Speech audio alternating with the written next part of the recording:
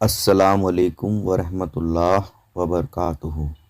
مرکز تصوف سے آج ایک بار پھر یہ غلام آپ کے سامنے حاضر ہے، آپ کو ایک اور کتاب کے سفر پر لے جانے کے لیے، جس کا نام ہے تصوف، علم باطن، فقیری، درویشی، صوفیت کیا ہے، دوسرا حصہ۔ کون کس کو کیا پیش کر سکتا ہے، کیا دے اور لے سکتا ہے، بس وہ، تو، میں، صرف نام ہے، تو بس اسی کے نام جس نے اپنے ہی لیے فرمایا، میں قریب ہوں، میں تمہاری شاہ رگ سے بھی قریب ہوں، زمین اور آسمانوں کا نور ہوں، اور اللہ ہر چیز کے ہونے کی وجہ ہے، تو بس تیرا تجھ کو سونپ دوں، رسم ہے اسی لیے بس۔ نمبر 1، اس کے نام جس کی وجہ سے کائنات بنائی گئی۔ نمبر 2، اس کے نام جسے سرکار با اختیار کاکی کے نام سے جانا جاتا ہے، جس کی نظر کرم کے دائرے سے یہ غلام کبھی باہر نہیں ہوا۔ نمبر 3، آفتاب اولیاء کے نام، جس نے پتھریلی زمین کو بھی اپجاؤ اور اچھی زمین بنا دیا۔ نمبر 4، سرکار قبلہ امیر الدین کے نام، جنہوں نے پتھریلی زمین میں ہی گہرائی میں نہ جانے کب طریقت اور علم کا بیج لگا دیا۔ نمبر 5، اور خاص طور پر پیر و مرشد صوفی نظام الدین شاہ قادری شتاری ہاشمی حسینی چشتی، جس اسم نے، وجود نے اس حقیر کم ترین کے سینے کو ایک خوبصورت مہکدار علم باطن کی بگیا بنا دیا۔ شکریہ اے سب کو قبول فرمانے والے، اس کو قبول فرما۔ خادم الفقراء، بندہ مسکین، صوفی غیاث الدین کم ترین۔ دل کا حال لفظوں میں۔ ساری تعریفیں اللہ کے لیے ہیں، جو بنا دیکھے پہچان میں آنے والا اور بنا تھکے زمین اور آسمان کا پیدا کرنے والا ہے۔ اس نے الگ الگ مخلوق کو اپنی قدرت سے پیدا کیا اور اپنے عظیم مہان ہونے کی وجہ سے ان سے عہد لیا ہے۔ نہ خیالات کی اونچائیاں اس تک پہنچ سکتی ہیں اور نہ ہی دماغ کی گہرائیاں اس کی تہہ تک پہنچ سکتی ہیں۔ اس دور کے انسان کی حالت کو دیکھ کر نہ جانے کیوں اور کس طاقت نے کچھ الفاظ لکھوا دیے کہ انسان اب تو حقیقت میں جاگ جائے اور زندگی کو اس طریقے سے جینے لگے جیسا جینے کا طریقہ اللہ پسند کرتا ہے۔ انسان اپنے اور اس دنیا کے بننے کی وجہ کو جان جائے کہ اللہ نے انسان کو اور اس دنیا کو کیوں بنایا ہے، وہ کہاں سے آیا ہے اور اسے کہاں جانا ہے۔ بس جو انسان حقیقت میں اپنے تجربے سے ان سوالوں کی حقیقت کا جواب پا جاتا ہے، وہی کامیاب ہے۔ اسی تڑپ کو اور دلوں تک پہنچانے کے لیے ان الفاظوں کا سہارا لیا گیا ہے۔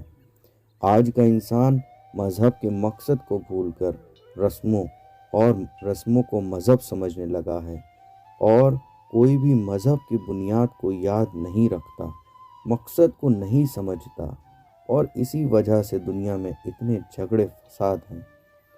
صوفزم، تصوف اور درویشی اسلام کی حقیقت اور مقصد کو جان کر اس کو لوگوں تک پہنچانے کے راستے کا نام ہے۔ اسے اندر کا پاک صاف کرنے کا علم کہا جاتا ہے، اور یہ کتابیں پڑھنے سے نہیں بلکہ کامل مرشد کی رہبری میں ذکر، فکر، مراقبے اور ریاضت سے آتا ہے۔ یہ اندر سے سچوں کا علم ہے، اور اس کا مقصد یہ ہے کہ انسان جن الفاظوں جیسے جنت، دوزخ، فرشتے وغیرہ کا نام تو سنتا ہے، لیکن اس کی حقیقت نہیں سمجھ پاتا، اس کے ذریعے ان کی حقیقت کو جانے، کیونکہ اس علم کے آنے کے بعد ساری چیزوں کی حقیقت سامنے آ جاتی ہے۔ یہ غلام کوئی ماہر کتابیں لکھنے والا نہیں ہے، پھر بھی ممکن بھر کوشش کی ہے کہ اس میں غلطیاں کم ہوں، لیکن انسان ہونے کے ناطے اس میں بہت ساری کمیاں ہو بھی سکتی ہیں۔ برائے مہربانی ان کمیوں کو نظر انداز کر دیا جائے اور صرف دل سے سمجھا جائے تو بہتری کی امید ہے۔ اس میں لکھے گئے سارے الفاظ طریقت کی تعلیم سے لیے گئے ہیں، اور اگر کسی کو ان الفاظوں سے تکلیف ہوتی ہے تو بنا شرط معافی کے لیے یہ غلام ہر وقت تیار ہے۔ اندھی تقلید اور بنا سمجھے کسی بھی بات کو مان لینا یا رسموں کو حقیقت سمجھنا حقیقی اسلام نہیں ہے۔ یہ یاد رکھتے ہوئے انسان اور آج کا نوجوان جاگ رہا ہے اور صوفیزم اور اندر کے علم کو جاننے کی پیاس اس میں بڑھ رہی ہے۔ یہ ایک اچھی نشانی ہے آنے والے وقت کے لیے۔ خادم الفقراء، بندہ مسکین، کم ترین صوفی غیاث الدین۔ ساری تعریفیں اللہ ہی کی ہیں جو رحمان اور رحیم ہیں۔ سوال نمبر 1، صوفی کسے کہتے ہیں؟ جواب، صوفی لفظ صاف اور صفا سے بنا ہے۔ جو انسان سچے دل سے اپنے آپ کو اندر سے پاک، صاف، شدھ کرنا چاہتا ہے، وہ اپنے آپ کو اندر سے پاک، صاف، شدھ کرنے کے لیے خود کو استاد کے حوالے کرتا ہے اور خود شاگرد بنتا ہے۔ تو استاد کو مرشد یا پیر کہتے ہیں اور شاگرد کو مرید کہتے ہیں۔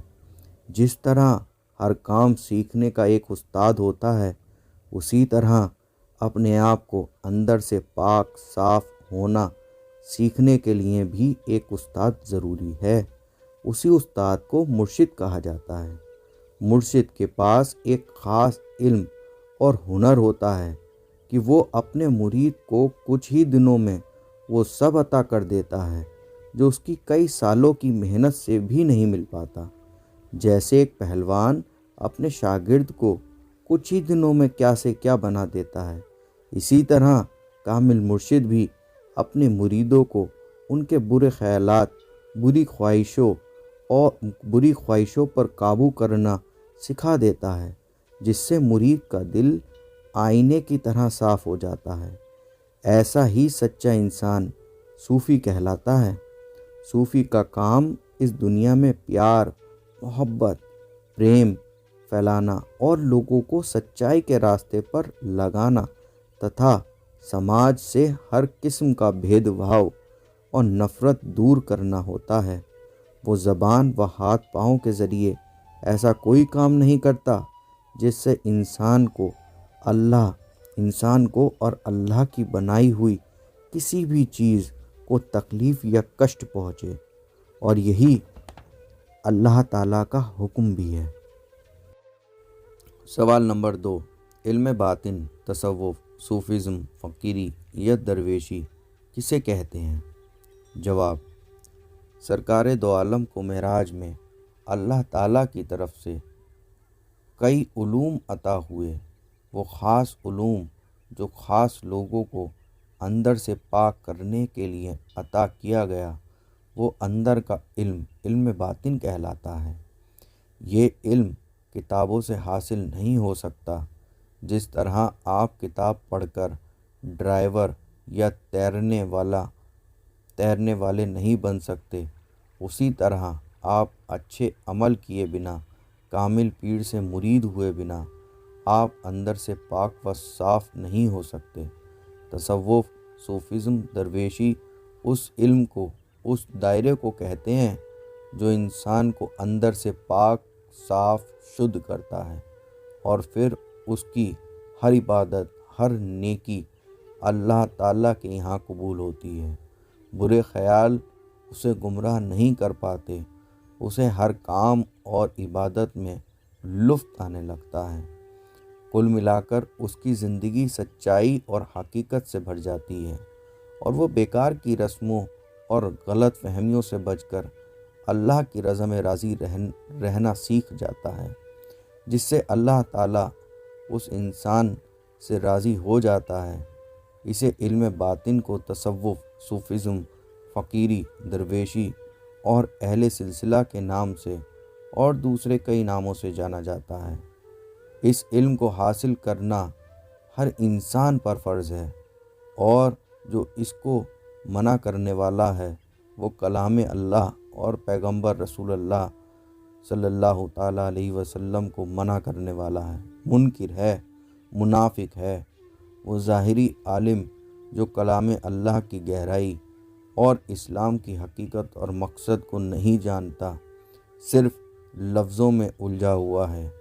اللہ تعالیٰ ہی سب کو ہدایت دینے والا ہے۔ سوال نمبر 3، قوالی کیا ہے؟ کیوں ہے؟ کیوں سنی یا کرائی جاتی ہے؟ جواب، قوالی لفظ دو لفظوں سے مل کر بنا ہے، یعنی قول پلس علی اور قول پلس ولی، یعنی حضرت علی کرم اللہ وجہہ نے اور اللہ کے ولیوں نے جو فرمایا، وہ تعلیم عام لوگوں کو جس ذریعے سے پہنچائی جاتی ہے، اس ذریعے کو قوالی کہا جاتا ہے۔ اس میں عام لوگوں میں اچھا اور نیک کام کرنے کا جذبہ پیدا ہوتا ہے۔ کلام اللہ کی سورہ کاف و سورہ الحجر میں الحجر کے لفظ فسبح سے یہ ثابت ہے۔ دراصل اللہ کی پہچان سننے سے شروع ہوتی ہے۔ لوگوں کو سننا، صحیح سمجھنا آ جائے، اسی لیے قوالی ہے۔ قوالی انسان تک اللہ کا پیغام، رسول اللہ صلی اللہ تعالیٰ علیہ وسلم کا پیغام اور اللہ کے ولیوں کی تعلیم سننے اور سمجھنے اور عمل کرنے کے لیے کرائی اور سنی جاتی ہے۔ اچھی لے بھری آواز انسان کے اندر جا کر اثر کرتی ہے۔ یہ اب سائنس سے بھی ثابت ہو گیا ہے، جبکہ کچھ کٹر لوگ، حقیقت کو نہ جاننے والے لوگ، کچھ معصوم لیکن گمراہ کیے لوگ قوالی کو، اس کے مقصد کو نہ سمجھ کر بہکاوے اور جھوٹی دلیلوں کو سن کر اپنی ہی روحانی ترقی سے محروم رہ جاتے ہیں، جس کا عذاب گمراہ کرنے والوں پر ہوگا۔ ایک گروہ سننے کا قائل ہے، لیکن اس کا ماننا ہے کہ ساز کے ساتھ غلط ہے۔ ان کے لیے گزارش ہے کہ کیا کوئل کی آواز، معصوم بچے کی خوش ہونے کی کلکاری، کیا ساز کا آواز نہیں ہے؟ ایسے تو وہ بھی حرام ہو جائے گا۔ اس غلام نے تو بچپن سے قوالی کے مخالف ہزاروں لاکھوں لوگوں کو درگاہ شریف میں قوالی سنتے دیکھا ہے۔ کل ملا کر محفل سماع قوالی اگر بہتری کا ذریعہ بنے تو جائز ہونے کے ساتھ ساتھ بہتر بھی، یعنی مباح ہے۔ شکریہ۔ سوال نمبر 4، قوالی میں حال آنا، وجد میں آنا، کیفیت میں آنا کسے کہتے ہیں، جسے عام طور پر ناچنا لفظ کہا جاتا ہے؟ جواب، اسے گہرائی سے سمجھنا ہوگا۔ حضرت آدم علیہ السلام جنت میں رہتے تھے اور ہر انسان ایک ذرے کی شکل میں ان کی کمر میں موجود تھا، اور وہاں جنت میں رہتے ہوئے حضرت آدم علیہ السلام کی کمر میں پانی کی شکل میں رہتے ہوئے ہر انسان نے جنت میں موجود آوازیں سنی۔ اس بات کی گواہی کلام اللہ دیتا ہے۔ اب معاملہ یہ ہے کہ انسان کو ظاہری طور پر تو یہ یاد نہیں ہے، لیکن انسان کو قوالی میں ساز اور آواز کا میل جنت میں سنی آوازوں کو یاد دلاتا ہے، چاہے اس انسان کو یہ پتہ ہو یا نہ ہو، یاد ہو یا نہ ہو۔ ان آوازوں کو سن کر سچا انسان ایک پاک مستی، ایک خاص کیفیت میں آتا ہے، اور اسے اپنی خبر نہیں رہتی، اور وہ اپنے آپ کو پوری طرح قدرت کے حوالے کر دیتا ہے اور خود اپنے آپ کو بیچ سے ہٹا دیتا ہے۔ اس دوران اللہ کی قدرت اس کے جسم سے جو کراتی ہے، اس جسم سے وہ کام ہوتا رہتا ہے۔ اس حال میں واپس آنے پر انسان اپنے آپ کو تازگی اور نئی طاقت سے بھرا پاتا ہے۔ یہ سب اللہ کی قدرت کی نزدیکی محسوس کرنے کی وجہ سے ہوتا ہے، اور یہ کیفیت ناچنے سے بالکل الگ ہے۔ کچھ جاہل لوگ جو اس کیفیت کو نہیں جانتے، انہوں نے اس حال کا نام ناچنا کر دیا ہے، جو ظاہری آنکھ ہوتے ہوئے بھی عقل کی آنکھ نہیں رکھتے۔ یہ بات کسی سے چھپی ہوئی نہیں ہے کہ کچھ ظاہری عالم شروع سے ہی حقیقت اور سچائی کی مخالفت اپنے لالچ کی وجہ سے کرتے رہے ہیں اور حقیقت اور تصوف کے خلاف سازش کرتے رہے ہیں۔ انہی لوگوں نے انسان کو روحانی ترقی سے محروم رکھنے کے لیے اور اپنے ذاتی فائدے کے لیے اور عام لوگ ان سے جڑے رہیں، ان کا کام صحیح چلتا رہے، اسی لیے وجد یا حال اور کیفیت کا نام ناشنا مشہور کر دیا، جسے عام لوگ نہیں سمجھ پائے۔ یہ ان کی گہری سازش ہے جس کا مقصد لوگوں کو صوفیزم اور حقیقت سے دور رکھنا ہے۔ ناچنا ایک بھدا لفظ ہے جس میں عام طور پر جسم کے حصوں کو خاص طریقوں سے ہلایا جاتا ہے جس سے شہوت پیدا ہوتی ہے، اور کچھ لوگ اسے دل بہلانے کے لیے بھی دیکھتے ہیں۔ اس کے اثرات ہمارے اندر برائی پیدا کرتے ہیں، جبکہ وجد یا کیفیت یا حال میں ایسا کچھ بھی نہیں ہے، بلکہ اس سے تو اور محفل میں موجود انسانوں کو اللہ کی یاد میں ڈوبنے کا جذبہ پیدا ہوتا ہے اور وہ حقیقت کی راہ میں آگے بڑھتے ہیں، اندر سے پاک ہوتے ہیں۔ اور ذرا سوچئے کہ جو کام اللہ کی یاد کا، اس کے ہونے کے، اس کے ذکر کے احساس کو تازہ کرے اور اندر سے پاک کرے، وہ کام حرام، غلط یا برا کیسے ہو سکتا ہے؟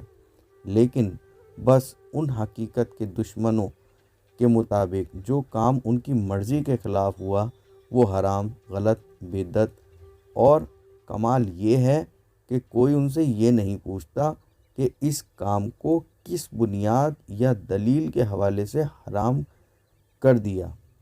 کچھ بھولے لوگ جو وجد، حال، کیفیت کے نقلی ہونے پر شکایت ہیں، ان کا کہنا ہے کہ کچھ حضرات نقلی طور پر حال میں آتے ہیں۔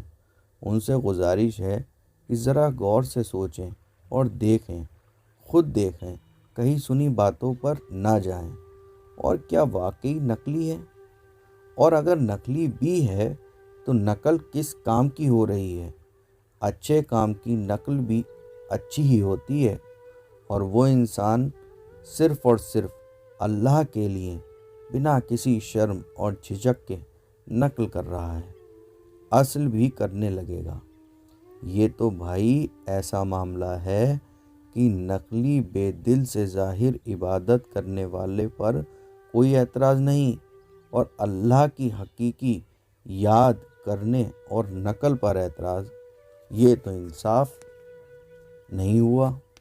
اس غلام کا اپنا تجربہ ہے کہ اگر اللہ کی قدرت اور کامل پیر کی شفقت سے کسی مرید پر حال طاری ہو جائے تو وہ اس کی زندگی کا بہترین لمحہ بن جاتا ہے۔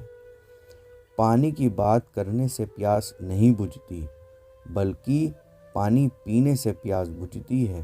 ایک اور گزارش ہے کہ آپ جہاں کہیں بھی کسی بھی انسان کو وجد، حال، کیفیت کے لیے ناشنا لفظ سنیں تو اس کی اصلاح کریں، اور کچھ لوگوں کی سازشوں کو عام بھولے انسانوں کے سامنے رکھیں جنہیں اسلام کے نام پر نہ جانے کیا کیا سکھایا جا رہا ہے۔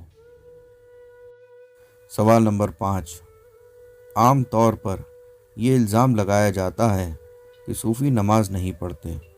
اس الزام کی وجہ اور حقیقت کیا ہے؟ جواب، اسے گہرائی سے سمجھنا ہوگا۔ اسلام کی بنیاد 5 کاموں پر ہے جو بہت ضروری ہیں۔ نمبر 1 توحید، نمبر 2 نماز، نمبر 3 زکوٰۃ، نمبر 4 روزہ، اور نمبر 5 حج۔ ان میں سب سے زیادہ ضروری کام توحید ہے، یعنی اللہ کو ایک جاننا۔ اگر یہ نہیں ہے تو باقی سب کام بیکار ہیں۔ باقی کے 4 کام اس پہلے کام کے پورا ہونے کے بعد ہی لازم آتے ہیں اور اس کے بعد ہی مفید ہوں گے۔ یہ الگ بات ہے کہ ان دنوں میں عام لوگ اس اسلام کے سب سے ضروری کام کو بھول چکے ہیں اور اس کے قائم کیے بنا ہی باقی کے کام کر رہے ہیں، جو کہ توحید قائم ہوئے بنا قبول نہیں ہے۔ اب یہ سمجھنا اچھا رہے گا کہ صلاۃ، جسے اردو میں نماز کہا جاتا ہے اور جو توحید کے بعد خاص کام ہے، اسے صوفی حضرات کیوں کر ادا نہیں کریں گے؟ صوفی حضرات نماز نہیں پڑھتے، یہ سراسر الزام ہے۔ یہ الزام ان لوگوں کے ذریعے لگایا گیا اور مشہور کیا ہوا ہے جو صوفزم، تصوف، علم باطن کے منکر اور چھپے ہوئے اسلام کے دشمن ہیں۔ دراصل جب یہ دیکھ لیا گیا، جانچ لیا گیا کہ کچھ ظاہری عالم اور اماموں کا باطن پاک نہیں ہے اور وہ صلاۃ کے لیے اندر کی پاکی، دل کا موجود رہنا اور بھی کئی ضروری شرطیں پوری نہیں کرتے اور مسجد کو سیاسی اور فرقے بازی کی جگہ بناتے ہیں اور ان کے کام امام بننے لائق نہیں ہیں، اور زیادہ تر معاملہ ایسا ہی ہے، تب صوفی حضرات نے اپنے حجرے میں سونے کی جگہ پر ہی اکیلے میں تنہائی میں عبادت کرنا، قلب کو حاضر رکھ کر صلاۃ کو قائم کرنا شروع کیا، ساتھ ہی ساتھ اپنے مرشد پیر کے بتائے ہوئے طریقے سے عبادت شروع کی، اور اس سے مریدوں اور صوفی حضرات کو کچھ ایسے تجربے ہوئے جو انہیں 10-20 سال مسجد میں نماز پڑھنے سے نہیں ہوئے تھے، یعنی انہیں عبادت میں لطف اور روحانی سکون ملنے لگا۔ تو صوفی حضرات نے تنہائی میں ہی عبادت کرنے کو بہتر پایا، اسی لیے عام طور پر صوفی حضرات جب مسجد میں نظر نہیں آئے اور غلط لوگوں کو امام ماننا قبول نہیں کیا، تب عام لوگوں میں صوفی حضرات کے لیے نفرت پیدا کرنے کے لیے جان بوجھ کر نماز نہ پڑھنے کا الزام مشہور کیا۔ کلام اللہ میں آیت ہے، اللہ کے ذکر یاد کے لیے نماز قائم کرو۔ اس آیت میں مقصد کیا ہے اور اس مقصد کو پانے کا راستہ کیا ہے، اسے جاننا بہتر ہوگا، اسے سمجھیں۔ کلام اللہ کی دوسری آیت ہے، بے شک نماز فحش اور بے حیائی کے کاموں سے روکتی ہے۔ اب ذرا دنیا پر نظر ڈالیں بھائی، جو آگ نہ جلائے وہ آگ نہیں ہے، جو پانی پیاس نہ بجھا سکے اسے پانی کہنا سمجھداری نہیں ہے۔ تصوف کی تعلیم یہ ہے کہ پہلے توحید قائم کرو اور پھر صلاۃ کے لیے باہری اور اندرونی شرطوں کو پورا کرتے ہوئے صلاۃ قائم کرو۔ سوال نمبر 6، پیر پرستی لفظ کہاں سے آیا؟ کچھ حقیقت بیان کریں۔ جواب، جیسا کہ پہلے بھی اشارہ کیا جا چکا ہے کہ سرکار دو عالم کے وقت میں بھی علم باطن اندر کے علم سے کچھ ناواقف لوگ اس کی مخالفت کرتے رہے ہیں، اور اندرونی علم، اندر کی پاکی کے بارے میں جو علم ہے اس کے مٹانے اور ختم کرنے کے لیے سازشیں کرتے رہے ہیں۔ انہی لوگوں نے الگ الگ وقت کے بادشاہوں کو ورگلا کر بادشاہ کے ذریعے خود تو حکومت کے عہدے پائے، زیادتیں اور ریاستیں پائیں، اور اللہ کے ولیوں پر ظلم و ستم کیے اور کرائے، کیونکہ یہ لوگ اسلام کے حوالے سے عوام کو بادشاہ کی حمایت میں کرتے تھے، اور بادشاہ ان کے کہنے پر صوفیوں، درویشوں پر ظلم کرتے تھے۔ اتہاس اور تاریخ اس بات کی گواہ ہے، لیکن اب جان بوجھ کر ان باتوں کو چھپایا جا رہا ہے۔ بادشاہ کا وقت ختم ہونے کے ساتھ ان کی سازشیں بھی بدلی۔ انہی سازشوں میں سے ایک کا نتیجہ یہ پیر پرستی لفظ ہے، جو کہ تصوف کے دشمنوں کا ایجاد کیا ہوا ہے۔ پرستی کے معنی ہوتے ہیں پوجنا، عبادت کرنا۔ پیر پرستی کے معنی ہوئے پیر کو پوجنا۔ یہ سراسر کھلے عام شرک ہوا، اور شرک کرنے والا اور شرک کرانے والا دونوں گناہگار۔ کوئی بھی کامل مرشد یا کامل صوفی یہ شرک کیسے کر سکتا ہے؟ ہر مرید اپنے پیر کا ادب و احترام دل سے کرتا ہے، کیونکہ یہ روحانی ترقی اور اندر کے علم پانے کے لیے شرط ہے۔ اسی ادب اور احترام کا نام تصوف کے دشمنوں نے پیر پرستی رکھ دیا۔ اس کے پیچھے ان لوگوں کی یہ منشا ہے کہ عام سچے سمجھدار لوگ اسلام کے بارے میں ان سے ہی جڑے رہیں اور ان کا فائدہ ہوتا رہے، اور عام لوگ سچے علم، حقیقی اسلام اور روحانی ترقی کی طرف نہ چلے جائیں۔ ان کی یہ سازشیں تھوڑی کامیاب بھی ہوئی ہیں، لیکن اب ان کا اصلی چہرہ لوگوں کے سامنے آنے لگا ہے اور لوگ جاگ رہے ہیں۔ سچا انسان حقیقت جاننا چاہتا ہے اور وہ صرف کامل صوفی ہی اسے دے سکتا ہے۔ لیکن افسوس تو یہ کہ کچھ اہل سلسلہ حضرات جو گہرائی سے اور حکمت سے ناواقف ہیں، وہ بھی اس سازش کو نہیں سمجھ پاتے اور لفظ پیر پرستی کی مخالفت نہیں کرتے۔ سوال نمبر 7، صوفیوں میں ایک خاص طرح کا لباس کیوں پہنا جاتا ہے؟ جواب: کلام اللہ میں کئی آیتوں میں اس دنیا کو ختم ہونے والی اور ان سے بچنے اور ان سے دل نہ لگانے کا حکم دیا گیا ہے، اور زندگی صحیح طریقے سے جینے اور برے کاموں سے بچنے کا حکم دیا گیا ہے، کیونکہ اس دنیا کے نظارے انسان کو غفلت میں ڈالتے ہیں اور اپنی طرف کھینچتے ہیں۔ جب کوئی بھی صوفی یا مرید اپنے سلسلے کے مطابق لباس پہنتا ہے تو وہ لباس اس مرید کو بار بار اس کے مرید ہونے کی یاد دلاتا ہے، اور وہ مرید زندگی کے ہر کام کو سمجھ کر ہوش میں کرتا ہے اور ہلکے اور چھچورے کاموں سے باز آ جاتا ہے، جس سے اس کی زندگی میں ترقی ہوتی ہے۔ دوسری بات، ہر رنگ کا، ہر ساز کا، ہر آواز کا انسان پر خاص اثر پڑتا ہے۔ صوفیوں کے یہاں رنگ کے اثر کو لے کر احتیاط برتی جاتی ہے کہ انسان کی ترقی میں اس کے پہنے جانے والے کپڑے اور ان کا رنگ رکاوٹ نہ بنے، اسی لیے بھی یہ طریقہ رکھا گیا ہے۔ تیسری بات یہ کہ صوفیوں کے لباس میں سرکار دو عالم کی سنت کا خاص خیال رکھا جاتا ہے اور اسی کے مطابق لباس تیار کرایا جاتا ہے۔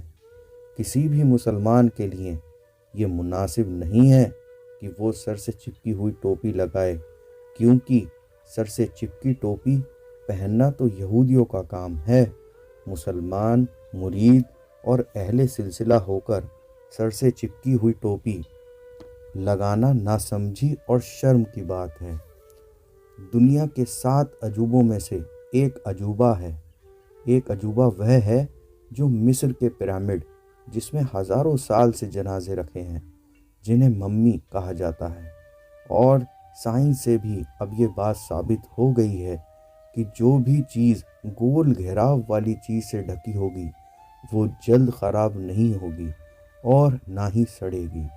سائنس نے جو بات اب ثابت کی ہے وہ حقیقت کامل صوفیوں کو ہزاروں سال پہلے غیب سے عطا ہو گئی تھی۔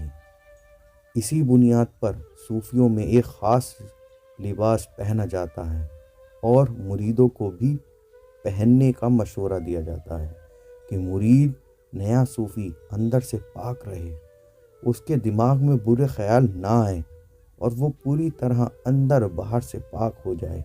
اسی لیے صوفیوں میں ایک خاص لباس پہنا جاتا ہے۔ سوال نمبر 8، وصال حق کیا ہے اور یہ کیسے پایا جاتا ہے؟ جواب: وصال لفظ وصل سے بنا ہے اور وصل کے معنی مل جانا ہوتے ہیں۔ اب وصال لفظ عام طور پر کسی کے انتقال کے لیے استعمال ہوتا ہے۔ وصال حق کے معنی ہوئے حق سے مل جانا، بوند کا ساگر میں کھو جانا۔ سرکار دو عالم کی صحیح اور مشہور حدیث ہے، موت سے پہلے مر جاؤ۔ اس سے مقصد خودکشی یا زبردستی مر جانا نہیں ہے، اس کے گہرے معنی ہیں انسان کا اپنی مرضی اور خواہش کو چھوڑ دینا، اللہ کی ہی مرضی پر راضی ہو جانا، اپنے آپ کو اللہ کے حوالے کر دینا۔ جب انسان دل سے یہ کرتا ہے تب اللہ اور اس کی قدرت اپنے آپ اس انسان کو سنبھال لیتی ہے اور دنیا کی ہر چیز اس انسان کی مددگار بن جاتی ہے۔ حدیث قدسی ہے، بندہ مومن نوافل عبادتوں سے میرے قریب آتا ہے اور پھر میں اس کی آنکھ بن جاتا ہوں جس سے وہ دیکھتا ہے، میں اس کے کان بن جاتا ہوں جس سے وہ سنتا ہے۔ اس کے معنی ہوئے اب انسان دیکھنے میں تو وہ انسان ہے لیکن حقیقت میں وہ موجود نہیں ہے۔ اسی مقام یا حالت کو وصال حق کہا جاتا ہے۔ اس کے پانے کے لیے کامل صوفی، کامل مرشد ضروری ہے۔ جو یہ حالت پا چکا ہو اس کے ساتھ رہ کر، مرید ہو کر، ذکر، فکر، مراقبے اور ریاضت کر کے یہ حالت یا مقام پایا جا سکتا ہے۔ سوال نمبر 9، صوفی حضرات کون سی نماز ادا کرتے ہیں اور قائم کرتے ہیں؟ جواب، صوفی حضرات حقیقی اسلام کے مطابق پہلے توحید، اللہ کو ایک جاننا قائم کرتے ہیں۔ اس کے بعد اپنے آپ کو باہر اور خاص طور سے اندر سے پاک کرتے ہیں۔ پھر وہ نماز ادا کرتے ہیں جس کے لیے کلام اللہ میں ذکر ہے کہ نماز بے حیائی اور فحش کاموں سے روکتی ہے، اور جس کے لیے سرکار دو عالم نے فرمایا کہ نماز مومن کی معراج، اللہ سے ملاقات ہے، یہی اصل نماز ہے۔ سوال نمبر 10، باہر کا روزہ اور اندر کا روزہ کیا ہے؟ جواب، ظاہری یا باہر کے روزے سے مقصد تو وہی روزہ ہے جو ہم دنیا میں عام طور پر دیکھتے ہیں کہ انسان صرف اپنے آپ کو کھانے پینے کی چیزوں سے روک لینے کو روزہ سمجھتا ہے۔ حقیقی یا اندر کے روزے سے مقصد یہ ہے کہ پورے جسم کا ہر حصہ، آنکھ، کان، ناک، زبان، یعنی ہر چیز برائی سے پاک رہے۔ انسان کا ہر کام، دیکھنا، سننا، بولنا، چالنا، سونا، جاگنا، یعنی سب کام پاک رہیں۔ دو حالت ہیں، ایک تو یہ کہ زبردستی اپنے جسم کو کھانے پینے سے روکنا اور باقی سب کام کرتے رہنا۔ دوسری حالت یہ کہ اتنی گہرائی سے ڈوب کر اللہ کی یاد میں کھوئے کہ جسم کو کھانا پینا اور کچھ یاد ہی نہ رہے۔ یہی حقیقی اور اندر کا روزہ ہے جس کے لیے اللہ نے فرمایا کہ روزہ میرے لیے ہے اور روزے کا بدلہ میں خود ہوں۔ سوال نمبر 11، صوفی حضرات کے نزدیک کلمہ طیبہ کے کیا معنی ہیں؟ جواب، نہیں ہے کوئی معبود عبادت کے لائق سوا اللہ کے اور محمد صلی اللہ تعالیٰ علیہ وسلم اللہ کے رسول ہیں۔ یہی معنی صوفی حضرات کے نزدیک ہیں، لیکن عام لوگ اس کی گہرائی سے ناواقف ہیں، جبکہ صوفی حضرات اس کی گہرائی میں جاتے ہیں اور تصدیق کرتے ہیں۔ سرکار غریب نواز نے فرمایا اور سرکار با اختیار کاکی نے دلیل العارفین میں لکھا، لوگ کلمہ تو پڑھتے ہیں لیکن یہ نہیں جانتے کہ کلمے میں منع کس کو کیا گیا ہے اور ثابت کسے کیا گیا ہے۔ کلمے کے حقیقی معنی ہیں، نہیں ہے کوئی موجود سوا اللہ کے اور محمد صلی اللہ تعالیٰ علیہ وسلم اللہ کے رسول ہیں، اور انسان مظہر خدا ہے۔ زمین اور آسمان کے 14 طبق ترازو ایک پلڑے میں اور دوسرے پلڑے میں کلمے کی حقیقت رکھ دی جائے تو بھی کلمے والا پلڑا ہی بھاری رہے گا۔ اسی کلمے کا ذکر بہترین اور افضل ترین ذکر ہے۔ اس کلمے کی خاصیت یہ بھی ہے کہ جتنا اس کی گہرائی میں جایا جائے اتنے ہی گہرے اور نئے معنی کھلتے جاتے ہیں۔ افسوس ہے کہ عام لوگ اسے صرف زبان سے کہتے ہیں جبکہ دل سے تصدیق نہیں کرتے اور سمجھتے ہیں کہ ہم حقیقی مسلمان ہو گئے، جبکہ ایسا بالکل نہیں ہے۔ مسلمان اور مومن ہونے کی شرطوں میں کلمے کی دل سے تصدیق کرنا بے حد ضروری ہے۔ اللہ ہم سب کو کلمے کی تصدیق کرنا اور سچا مسلمان بننے کی توفیق عطا فرمائے، آمین۔ سوال نمبر 12، فنا اور بقا کسے کہتے ہیں؟ جواب، جب کوئی انسان اپنے آپ کو سچائی سے اللہ کے حوالے کرنا چاہتا ہے، اپنے آپ کو اندر اور باہر سے پاک کرنا چاہتا ہے، اسلام کی حقیقت جاننا چاہتا ہے، تب اللہ کی قدرت اس کی نیت کے مطابق اسے وہاں پہنچاتی ہے جہاں اس کی قسمت کا علم رکھا گیا ہے۔ وہاں پہنچ کر وہ کامل پیر سے مرید ہو کر حقیقت کی سچائی کی راہ پر چلنا شروع کرتا ہے اور کامل مرشد کی رہبری میں ذکر، ریاضت، مراقبہ کرتا ہے۔ اس سے اس کی زندگی میں رحمتیں اور برکتیں آتی ہیں۔ جب وہ اس سے اور آگے بڑھتا ہے تب اس کی زندگی میں ایک روحانی مقام ایسا بھی آتا ہے کہ وہ تھوڑے تھوڑے وقت کے لیے موجود رہتے ہوئے بھی غائب ہو جاتا ہے۔ اس کا دماغ بالکل ہی خیالات سے خالی ہو جاتا ہے اور وہ زندگی میں پہلی بار اپنے نہ ہونے کو احساس کرتا ہے اور ایک عجیب لطف اور تازگی محسوس کرتا ہے، اور آہستہ آہستہ باہری طور پر دیکھنے میں وہ اس مقام میں زیادہ اور زیادہ ٹھہرنے لگتا ہے۔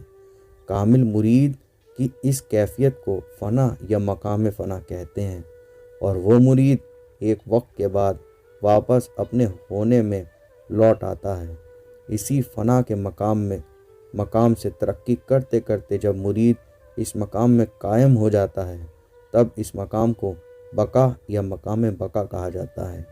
دیکھنے میں وہ مرید یا فقیر کھانا پینا دنیا کے سارے کام کرتا ہے، لیکن حقیقت میں وہ اللہ کے ساتھ باقی رہتا ہے۔ اسی حالت اور کیفیت کو بقا کہا جاتا ہے۔ سوال نمبر 13، مقام توحید کی سیر کیا ہے؟ جواب، روحانی ترقی کے راستے میں مرید کو کئی منزلوں سے گزرنا پڑتا ہے۔ سرکار غریب نواز نے فرمایا کہ مرید وہ ہوتا ہے جو اللہ کو چاہے، اور مراد وہ جسے اللہ چاہنے لگے، اور مرید کو مراد بننا پڑتا ہے۔ اسی روحانی ترقی کے راستے میں مرید پہلے ادب، شعور، علم، عمل، اخلاص، صداقت حاصل ہونے کے بعد ذکر، مراقبہ، ریاضت حاصل ہونے کے بعد مقام فنا اور مقام بقا پاتا ہے۔ اس کے بعد جب مرید اور روحانی ترقی کرتا ہے اور دو کا نہ ہونا مقام میں پہنچتا ہے تو اس مقام کو توحید کی سیر کا نام دیا جاتا ہے۔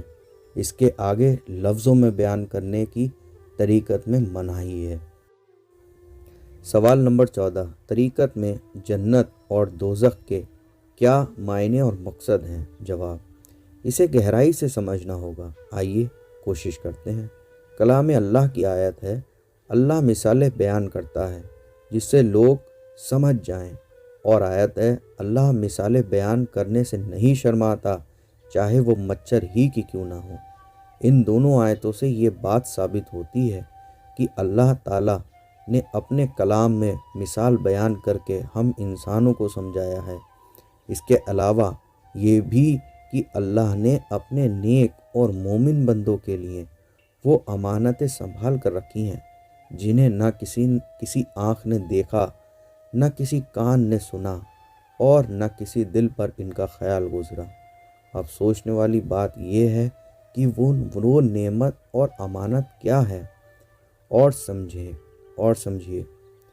خلیفہ عبدالحکیم صاحب نے لکھا ہے کہ جن نعمتوں کا جنت کا اللہ تعالیٰ نے ذکر فرمایا ہے ان کو ہو بہو ویسا سمجھنا ہوگا جیسا اس دنیا میں ہے، زیادہ سمجھداری نہیں ہے۔ اللہ تعالیٰ نے جنت اور دوزخ کا ذکر مثالی طور پر فرمایا ہے، اور یہی بات کلام اللہ سے بھی ثابت ہے۔ یعنی اگر انسان وہ کام کرے گا جن کو اللہ نے منع کیا ہے تو اسے اتنے درد اور تکلیف سہنے پڑیں گے جن کا ذکر دوزخ میں دوزخ کے نام سے دیا گیا ہے، اور اگر انسان وہ سب کام کرے گا جن کا حکم اللہ نے کیا ہے، تو وہ سب نعمتیں اور لطف عطا کیے جائیں گے جن کا ذکر مثالی طور پر جنت کے نام پر کیا گیا ہے۔ یعنی انسان کے عمل کے مطابق اسے دوزخ جیسی تکلیف اور جنت جیسے لطف ملیں گے، اور صوفی حضرات جنت کے لالچ یا دوزخ کے ڈر سے اللہ کی عبادت نہیں کرتے، کیونکہ یہ کرنا اللہ کے ساتھ خفیہ شرک ہے، جیسا کہ کلام اللہ میں فرمایا گیا ہے، نہ کر شامل اپنے رب کی عبادت میں کسی کو۔ صوفی حضرات صرف اللہ کی نزدیکی کو جنت اور اللہ سے دوری کو دوزخ تسلیم کرتے ہیں۔ سوال نمبر 15، کلام اللہ میں موجود حروف مقطعات کے کیا معنی ہیں؟ جواب، کلام اللہ میں ہی لکھا ہے کہ کلام اللہ میں 3 قسم کی آیتیں ہیں۔ ایک، سیدھے سادے حکم دیے گئے ہیں، کہتے ہیں کہ یہ کرو اور یہ نہ کرو۔ دوسرے قسم کی آیتوں کو متشابہات، یعنی جن کے معنی صاف صاف نہیں ہیں، ان آیتوں کے لیے کلام اللہ میں ہی کہا گیا ہے کہ جن لوگوں کے دل میں ٹیڑھا پن ہے وہ ان آیتوں پر اپنی مرضی کے مطابق عمل کرتے ہیں تاکہ فتنہ برپا کر سکیں۔ انہی آیتوں پر اپنی مرضی کے مطابق عمل کرتے ہوئے نہ جانے کتنے فرقے ہو گئے جو اپنی اپنی کہتے رہتے ہیں۔ تیسری قسم کی آیتوں کو حروف مقطعات کہا جاتا ہے۔ عام طور سے یہ کہا اور مانا جاتا ہے کہ ان کے معنی صرف اللہ اور اس کے رسول صلی اللہ تعالیٰ علیہ وسلم ہی جانتے ہیں، لیکن علم باطن اور تصوف کی نظر سے یہ صحیح نہیں ہے، کیونکہ کلام اللہ میں دیے گئے حکم قیامت تک کے لیے ہر انسان کی بہتری اور اچھائی کے لیے ہیں۔ تو یہ کیسے ممکن ہے کہ جو کتاب ہمارے لیے ہو اس میں ایسی عبرتیں لکھ دی جائیں جو ہماری سمجھ میں ہی نہ آئیں؟ اللہ کی کتاب صرف پڑھنے یا دہرانے کے لیے نہیں ہے، بلکہ اس کے ساتھ ساتھ سمجھ کر عمل میں لانے کے لیے ہے۔ اب جب ہماری سمجھ میں ہی وہ کتاب نہیں آئے گی تب وہ عمل کیسے کر پائیں گے؟ اگر ہماری سمجھ میں کتاب یا اس کا ایک حصہ سمجھ میں نہیں آتا تو بات آدھی ادھوری ہی رہے گی۔ جن خوش نصیب باطنی عالموں کو اللہ نے اندر کا علم عطا فرمایا وہ ان حروف مقطعات کا مقصد اور معنی جانتے ہیں۔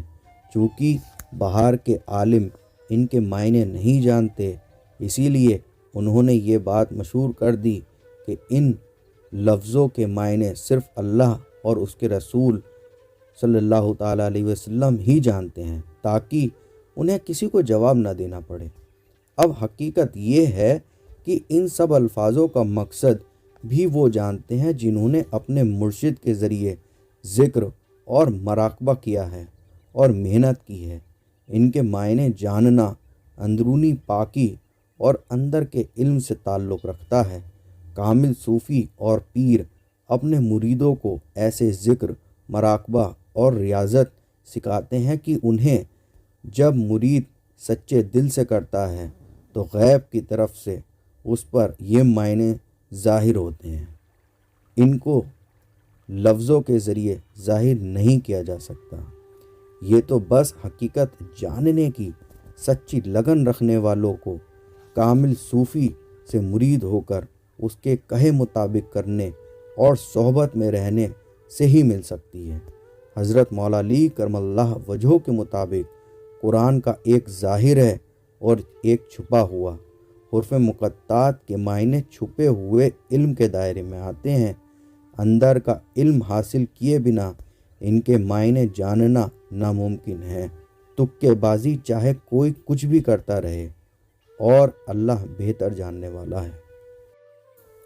سوال نمبر 16، مرید کیسا ہونا چاہیے؟ جواب، اس بات کے جواب میں یہ کہنا مناسب نہیں ہے کہ ایسا ہونا یا ویسا ہونا چاہیے، کیونکہ یہ بہت بڑا دائرہ ہے۔ پھر بھی مرید کو پہلے ادب والا، شعور والا، تمیز والا، حقیقت جاننے کی طلب رکھنے والا، اندر سے سچا، حق کا طلبگار، آخرت کا خیال رکھنے والا ہونا ہی چاہیے، اور اس کے اندر حاصل کرنے کا عشق، محبت، کامل پیر کا کہنا ماننے کی قابلیت ہونی بھی بے حد ضروری ہے۔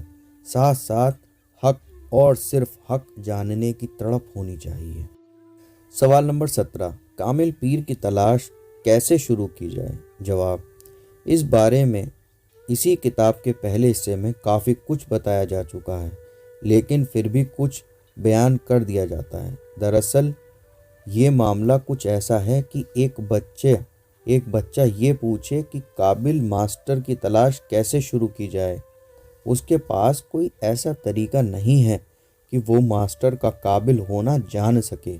حقیقت تو یہ ہے کہ ہونے والے مرید کو اپنے اندر حقیقت جاننے کی سچی طلب پیدا ہونی چاہیے، پھر اللہ سے نرمی، عاجزی، سچائی کے ساتھ یہ دعا کرے کہ مجھے کامل رہبر عطا فرما۔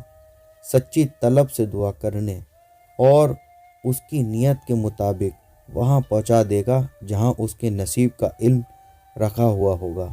سارا معاملہ سچی طلب اور لگن کا ہے۔ حقیقت میں تو مرید پیر کی تلاش نہیں کرتا، بلکہ کامل پیر ہی مرید کی تلاش کرتا ہے، لیکن اس طرح کرتا ہے کہ مرید کو لگتا ہے کہ میں نے کامل پیر کو تلاش کر لیا ہے۔ سوال نمبر 18، کلام اللہ میں لکھا ہے کہ جو لوگ خدا کی ملاقات سے انکار کرتے ہیں وہ نقصان میں ہیں۔ اس آیت کا کیا مطلب ہے اور اس میں کیا اشارہ کیا گیا ہے؟ جواب، کلام اللہ کی آیت ہے کہ جو یہاں اندھا ہے وہ وہاں بھی اندھا اور سیدھے راستے نجات سے بہت دور ہے۔ اس آیت سے یہ ثابت ہوتا ہے کہ جو یہاں نہیں دیکھ پایا یا یہاں یعنی اس فانی دنیا میں اللہ کا دیدار اور ملاقات نہیں کر سکا، وہ مرنے کے بعد بھی دیدار اور ملاقات سے محروم ہی رہے گا اور سیدھی راہ سے بہت دور ہے۔ اس کا مقصد یہ ہوا کہ یہاں اس دنیا میں ہی دیدار کر لینے والا حقیقت کی آنکھ والا ہے، باقی نہیں۔ سوال میں دی گئی آیت کا بھی یہی مطلب ہے کہ جو لوگ یہ کہتے ہیں کہ جسمانی طور پر مرنے کے بعد ہی اللہ سے ملاقات ہوگی یا انکار کرتے ہیں وہ نقصان میں ہیں، کیونکہ اس وقت نیک عمل کرنے کا موقع نہیں ہوگا پچھتانے کے سوا۔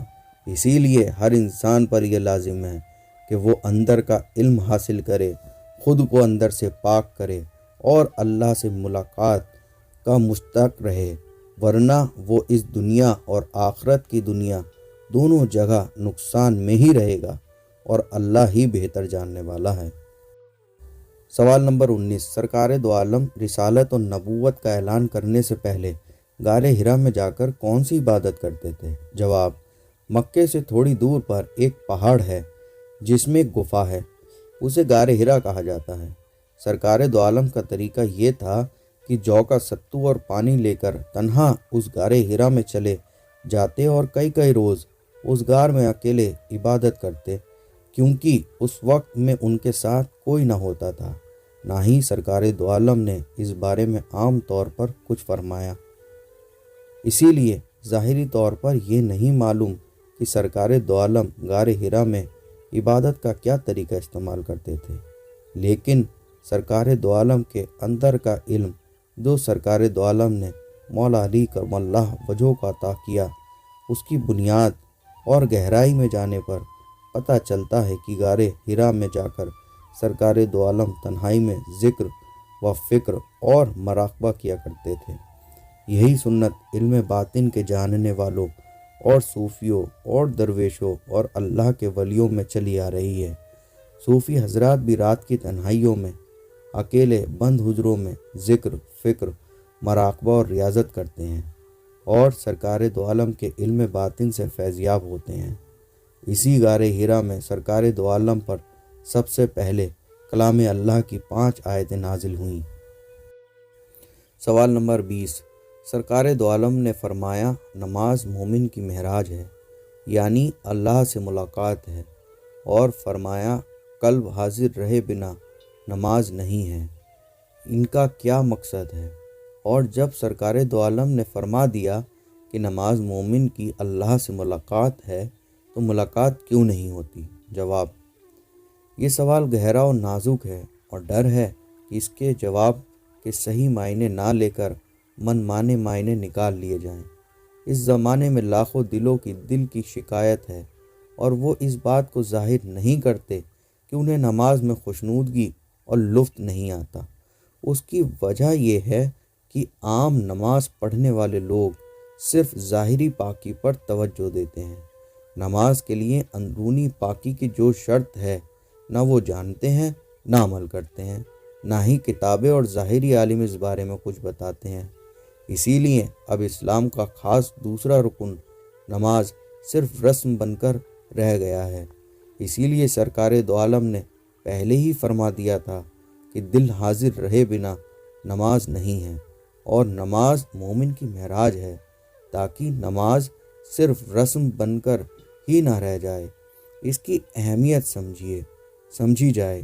لیکن افسوس، جب انسان پہلا رکن توحید قائم کر کے نماز کے لیے باہر اور اندر کی شرطوں کو پورا کر کے، دل کو تمام خیالات سے پاک کر کے، اور صرف بنا کسی لالچ یا غرض کے حقیقی نماز کا پابند ہوتا ہے، تو بے شک اللہ سے ملاقات ہوتی ہے، اللہ اپنی پہچان عطا کرتا ہے۔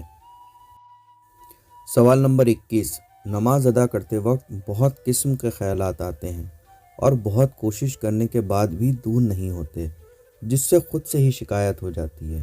اس بارے میں بہت لوگوں سے بات کی، لیکن کوئی حل نہیں نکلا۔ اس کا کوئی علاج بتائیے۔ جواب: پہلے ایک ضروری بات، پھر اس سوال کا جواب۔ ہم جو کچھ بھی نماز میں پڑھتے اور سنتے ہیں، وہ سب عربی میں ہوتی ہے، اور ہمیں عربی سمجھ میں نہیں آتی۔ جب تک ہم سمجھیں گے نہیں، تب تک اللہ ہمیں کیا حکم دے رہا ہے پتہ نہیں چلے گا۔ تب ہم اللہ کے حکموں پر عمل کیسے کریں گے؟ اسی لیے یہ ہر انسان پر ضروری ہے کہ وہ نماز میں پڑھے جانے والے ہر لفظ کے معنی سمجھے اور اس پر عمل کرے۔ نماز میں خیالات آنے کی وجہ ہمارا اندر سے ناپاک ہونا اور اپنی عقل کے کام کرنے کا طریقہ نہ جان پانا ہے۔ جب تک ہم کامل پیر سے مرید ہو کر اپنے آپ کو اندر سے پاک نہیں کریں گے، تب تک خیالات آئیں گے۔ دوسری بات، یہ خیالات کس طرح عقل میں آتے ہیں اور عقل انہیں کیسے ہٹاتی ہے، یہ ہمیں تبھی پتہ چلے گا جب ہم ہماری عقل کے کام کرنے کے طریقے کو جانیں گے کسی کامل پیر سے۔ تیسری بات یہ کہ جب تک ہم نماز یا کسی بھی عبادت میں کام آنے والے ہر ایک لفظ کے معنی نہیں سمجھ سکیں گے، تب تک خیالات آتے ہی رہیں گے۔ ان باتوں کو سمجھ کر عمل کر کے ہی آپ نماز میں آنے والے خیالات کو ہٹا سکتے ہیں۔ سوال نمبر 22۔ کلام اللہ میں فرمایا گیا ہے، اللہ دیکھنے والا، سننے والا، جاننے والا ہے۔ یہ کام اللہ تعالیٰ کس طرح کرتا ہے؟ جواب: پہلے ہمیں گہرائی سے یہ سمجھنا ہوگا کہ آنکھ دیکھتی نہیں، بلکہ آنکھوں کے ذریعے دیکھا جاتا ہے، کیونکہ اگر آنکھ دیکھتی تو مردے اور بے ہوش آدمی کی آنکھ بھی دیکھ پاتی، جبکہ ایسا نہیں ہے۔ اسی طرح کان، ناک، زبان اور چھونے کا بھی یہی طریقہ ہے۔ یہ سب بھی صرف ذریعہ ہے۔ کلام اللہ کی آیت ہے، تم جہاں کہیں بھی ہو میں تمہارے ساتھ ہوں، اور آیت ہے کہ میں تمہاری شاہ رگ سے بھی قریب ہوں، اور آیت ہے میں قریب ہوں۔ ان سب آیتوں سے یہ ثابت ہوتا ہے کہ اللہ تعالیٰ انسان کے قریب سے قریب یعنی اندر ہی ہے، اور باہر اور ہر جگہ وہی موجود ہے۔ انسان اس زمین پر اللہ تعالیٰ کا خلیفہ ہے، اور علم باطن کے مطابق، طریقت کے مطابق انسان خدا کو ظاہر کرنے والا ہے۔ کلام اللہ میں انسان کی تعریف کے لیے فرمایا گیا ہے، ہم نے آدم کی اولاد پر کرم کیا، اور فرمایا گیا ہے ہم نے انسان کو خوبصورتی اور پرہیزگاری کے ساتھ بنایا۔ ان آیتوں سے اللہ کی محبت اور شفقت کا پتہ چلتا ہے، اور یہ بھی کہ اللہ کی نظر میں مخلوق میں سب سے بہتر انسان ہے۔ امید ہے اچھی سمجھ رکھنے والوں کو جواب مل گیا ہوگا، اور اللہ ہی بہتر جاننے والا ہے۔ سوال نمبر 23، سرکار قطب الدین با اختیار کاکی نے لکھا کہ سرکار غریب نواز نے فرمایا کہ ظاہری اور باطنی نماز میں فرق ہے، یعنی ظاہری اور اندرونی نماز میں فرق ہے، اس کا کیا مطلب ہے؟ جواب، سرکار با اختیار کاکی نے جو سرکار غریب نواز کے خطوں سے اندرونی علم کی تعلیم کو فارسی میں اکٹھا کر کے لکھا، اس کا اردو ترجمہ موجود ہے، اور خانقاہ شریف کی طرف سے بھی اس کی ہندی اور اردو چھپ چکی ہے۔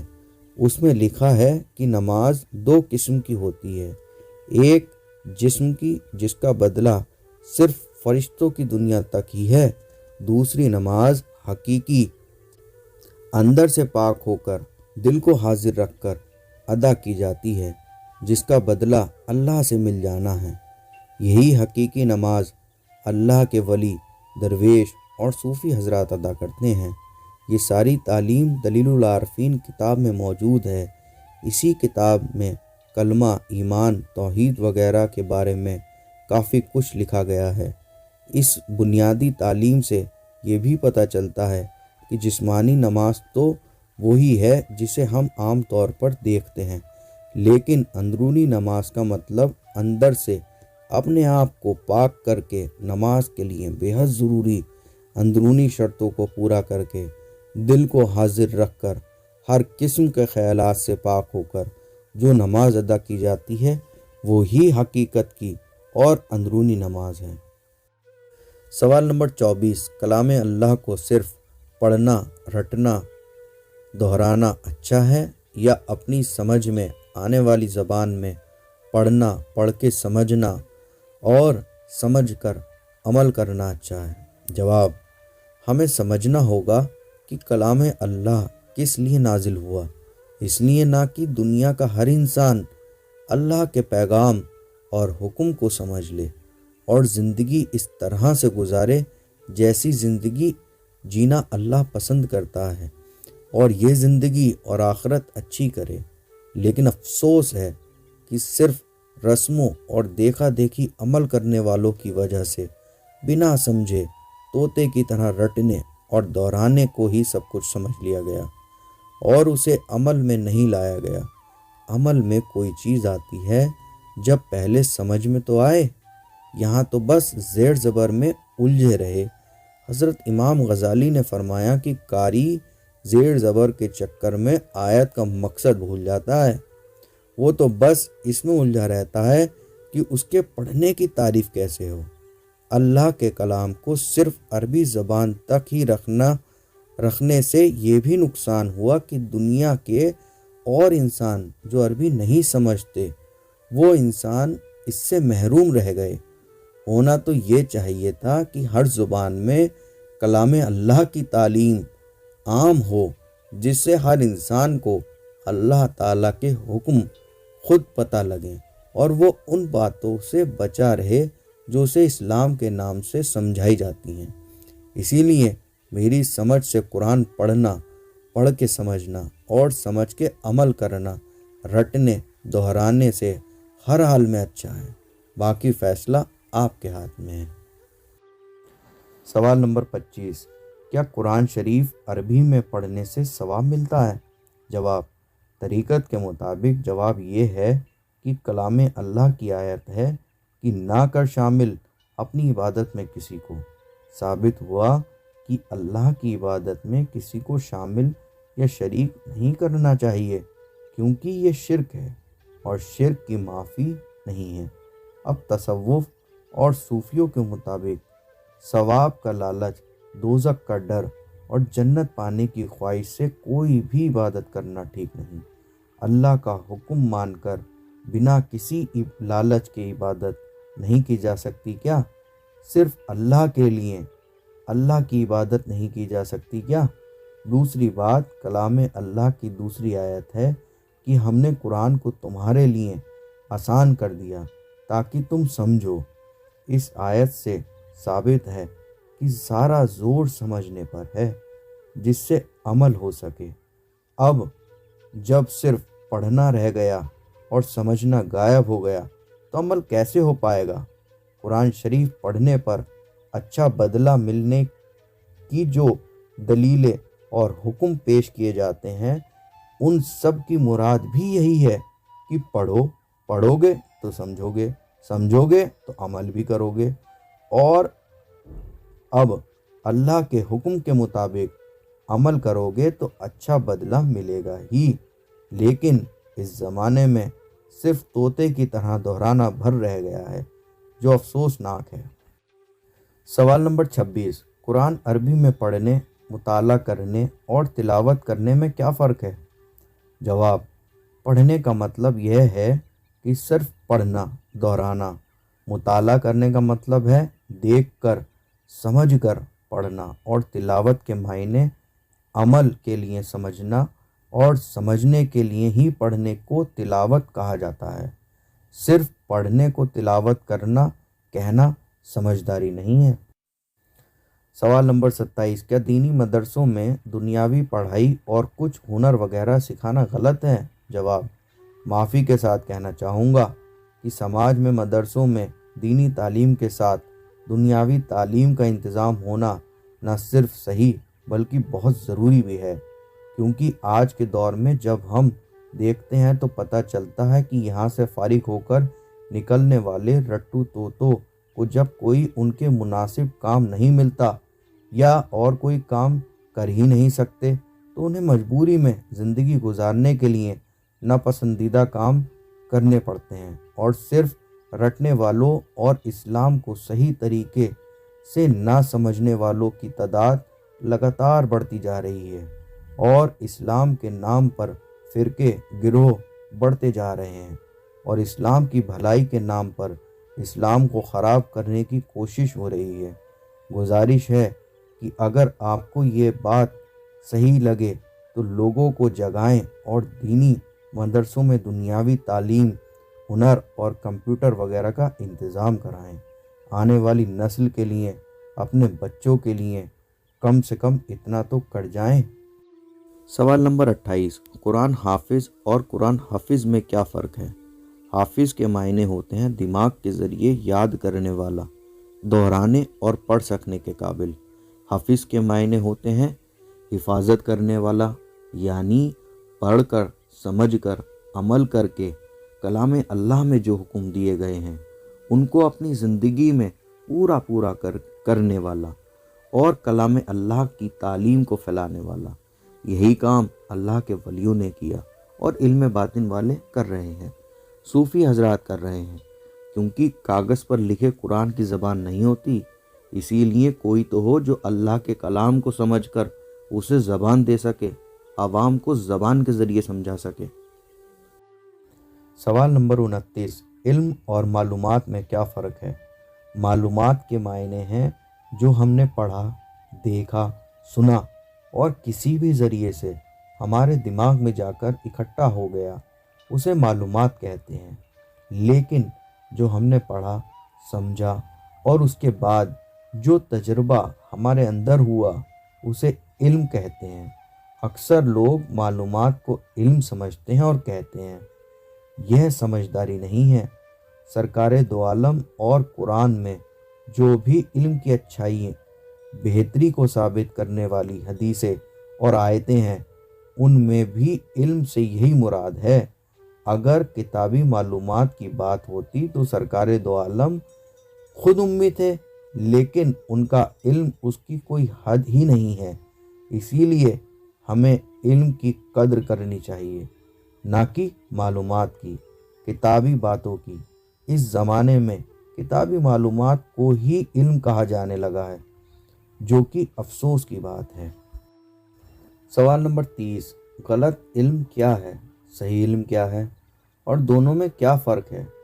جواب، غلط علم سے مقصد وہ معلومات ہے جو ہمیں الگ الگ کتابوں، تقلید اور فرقوں سے ملتی ہے، وہ معلومات جو ہمیں اندر سے پاک نہیں کرتی، جو ہمیں حقیقی اسلام سے دور کرتی ہیں۔ جو ہمیں نفرت، خود غرضی، مکاری میں ڈالتی ہے، وہ سب معلومات کو غلط علم کہا جاتا ہے۔ صحیح علم سے مراد وہ علم ہے جو ہمیں قرآن اور حدیثوں کا مقصد سمجھائے، ہمیں انسانوں سے پیار کرنا سیکھیں، ہم انسانوں سے پیار کرنا سیکھیں، اللہ کی مخلوق سے محبت کریں، اور جن عادتوں کو اللہ تعالیٰ پسند نہیں کرتا انہیں ہم سے چھڑائے، اور جو باتیں اللہ اور اس کی قدرت پسند کرتی ہے وہ کروائے۔ وہ سارا علم جو ہمیں اندر اور باہر سے پورا پورا پاک کر دے وہ علم اور صحیح علم ہوا، اور جو معلومات ہمیں اندر اور باہر سے پاک نہ کرے وہ معلومات اور غلط علم ہوا۔ اور صرف کامل پیر سے ہی علم حاصل اور صحیح علم حاصل ہو سکتا ہے۔ دنیا بھر کی ساری کتابیں پڑھ لینے سے معلومات تو بڑھ جاتی ہے، لیکن ساتھ ساتھ دماغی الجھن بھی بہت بڑھ جاتی ہے۔ دل کی تسلی تو صحیح علم سے ہی حاصل ہوتی ہے۔ شیطان بھی بہت بڑا معلومات رکھنے والا اور بہت عبادت گزار تھا، لیکن اگر اسے صحیح علم اور عشق ہوتا تو وہ اللہ کے حکم کو منع نہیں کرتا۔ امید ہے اب آپ سمجھ گئے ہوں گے، اور اللہ ہی سب سے زیادہ جاننے والا ہے۔ سوال نمبر 31، اسلام میں اتنے فرقے اور اتنے گروہ کیوں ہیں، اور ان سے اسلام کو کیا نقصان ہے؟ جواب، 1,24,000 پیغمبر اللہ کی طرف سے آئے، کسی نے بھی فرقوں اور نفرت پھیلانے کی تعلیم نہیں دی۔ پھر یہ ہے کیوں؟ ہمیں گہرائی سے سمجھنا ہوگا۔ گہرائی سے ان کی وجہ تکبر اور ضد اور خود کو ہی صحیح ماننا ہے۔ دراصل ہر فرقے اور گروہ نے اپنی سمجھ سے کلام اللہ اور حدیثوں کے جو معنی اور مقصد نکالے ان پر ہی اڑ گئے، اور دوسروں کی سمجھ کو غلط کرنے کے در پہ ہو گئے۔ سمجھ بس سمجھ جڑ ہے۔ مولا علی کرم اللہ وجہہ نے فرمایا کہ کلام اللہ کی 7 گہرائیاں ہیں، اور عقل اور سمجھ کی پہنچ 4تھی گہرائی تک ہی ہے۔ اب جنہوں نے جہاں تک سمجھا جانا اسی پر اڑ گئے اور اسی کو حد مان لی۔ اب جنہوں نے صرف لفظ پکڑے، گہرائی نہیں، ان کے فرقے بن گئے، اور جنہوں نے کلام اللہ اور حدیثوں کی گہرائی اور مقصد سمجھا ان کو حضرت حق تعالیٰ نے اپنی معرفت عطا کی، اور وہ اللہ کے ولی اور صوفی حضرات ہیں۔ صوفی حضرات یہ سمجھ گئے کہ یہ فرقے بازی اوپر کی ہے، بیکار ہے، توحید سے اس کا کوئی مطلب یا تعلق نہیں ہے۔ اب خوب لڑو اور اپنا مذاق دنیا کے سامنے خود بنواؤ، اور ساتھ ساتھ اپنے کردار سے اسلام پر انگلیاں اٹھیں، اس کی وجہ بنو۔ ان فرقوں اور گروہ سے سب سے بڑا نقصان یہ ہے کہ آج مسلمان دلی اور دماغی طور پر الجھن میں ہیں۔ وہ یہ دلی بات کسی سے نہیں کہتا کیونکہ اسے ڈر رہتا ہے کہ لوگ اسے بے وقوف یا کم عقل نہ سمجھیں۔ ان فرقوں کی تعلیم نے اسلام کی اندرونی طور پر ہزاروں ٹکڑے کر دیے ہیں اور نفرت کے بیج بو رہے ہیں۔ جب یہ فصل پکے گی تو یاد رکھنا کہ اسلام کے اندر ہی فرقوں میں دنگے فساد ہوں گے، اور جو کہ انسانیت اور اسلام کا بہت بڑا نقصان ہوگا۔ آج کے زمانے میں مسلمان اپنے مذہب اور دین کے بارے میں اتنا انجان اور جاہل ہے کہ جتنا پچھلے کسی وقت میں نہیں رہا۔ اس نے رسموں کو اسلام سمجھ لیا ہے اور دلی طور پر الجھ گیا ہے کہ کیا صحیح اور کیا غلط۔ وہ ظاہری طور پر تو مسلمان ہے لیکن اندرونی طور پر الجھن میں ہے۔ سرکار دو عالم کے وقت کی عرب کی جہالت نے چہرہ بدل لیا ہے، کردار نہیں۔ سوال نمبر 32، جب ہماری سمجھ میں نہیں آتا کہ ہم نماز میں کیا پڑھ رہے ہیں تو ہم اللہ تعالیٰ کے حکموں کو سمجھیں گے کیسے، اور سمجھ میں نہیں آئے گا تو عمل کیسے کریں گے؟ جواب، یہ سوال تو آپ اپنے آپ سے یا کسی ظاہری عالم سے پوچھئے۔ یہ غلام تو بس اتنا کہہ سکتا ہے کہ جو بھی کرو سوچ کر، سمجھ کر، جان کر کرو، یعنی جو کچھ بھی عربی میں پڑھا جاتا ہے اس کے معنی سمجھو۔ غفلت میں رہنا سب سے بڑا گناہ ہے، اور ہوش میں رہنا اللہ کے قریب کرتا ہے۔ سوال نمبر 33، صحیح طریقے سے نماز ادا کرنے کا کیا طریقہ ہے؟ جواب، تمام فالتو اور بیکار خیالات کو دل سے نکال کر اپنے آپ کو اندر باہر سے پاک کر کے دل کو پوری طرح حاضر رکھ کر ہی نماز ادا کرنا صحیح طریقہ ہے۔ ایسی ہی نماز کے لیے سرکار دو عالم نے فرمایا کہ نماز مومن کی اللہ سے ملاقات ہے۔ سوال نمبر 34، تصوف میں، طریقت میں، صوفیزم میں 2 بار پیدا ہونا کہا گیا ہے، اس کا کیا مطلب اور معنی ہے؟ جواب: اللہ کے پیغمبر نے فرمایا، جو انسان 2 بار پیدا نہیں ہوا وہ فرشتوں کے عالم ملکوت میں نہیں پہنچ سکتا، یعنی جب فرشتوں کے عالم میں ہی نہیں پہنچ سکتا تو اس سے آگے کے مقام کیسے طے کرے گا؟ اسی لیے ہر انسان کو 2 بار پیدا ہونا ضروری ہے۔